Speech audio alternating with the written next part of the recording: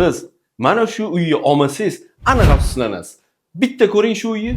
Assalomu alaykum Uy-joy City kuzatuvchilari. Bugun sizlarning e'tiboringizga mana shunaqa 3 xonali hech kim yashamagan remont mebel texnikasi bilan upakovanный uyimizning obzorini ko'rsatamiz. Bu yoq tomonimizda divanli zona, yonida mana stol-stulli zona, polniy komfort. O'zingizlar ko'ryapsizlar, sekingina sovuq kunlar ham boshlanyapti. Bundan buyog'iga qishda uyimni qanaqa istamanam deb o'ylamaysiz. Sababi hamma joyda teplый polimiz bor. Maza qilib qish achchiq sovug'ida ham maza qilib uyda shortuvlarda yurib, maza qilib yashaysizlar. Bu yoq tomonimizda spalniya xonamiz bo'ladi. Ko'ryapsizlar, spalniya xonada ham har bitta detal juda ham chiroyli tarzda qilingan.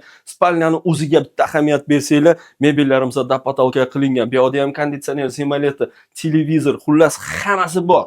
Ko'ryapsizlar, ayollarimiz uchun grimyorchni. Bu yoq tomonda shkoflarda bemalol kiyimlarni qo'yib qo'ysanglar ham bo'laveradi. Ko'ryapsizlar qanaqa chiroyli tarzda qilingan.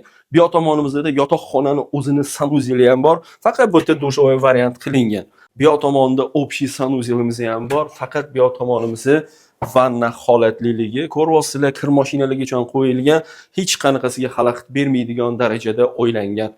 Bu yoq tomonda esa bolajonlarimiz uchun bitta xonasi bor.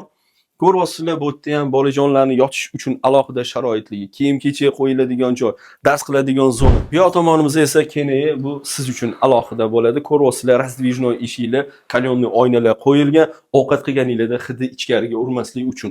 Hoffmandan gaz plita, mana shunaqa duxovka, xolodilniklar. Xullas ko'ryapsizlar, ranglar kalibratsiyasi idealniy tarzda tanlangan.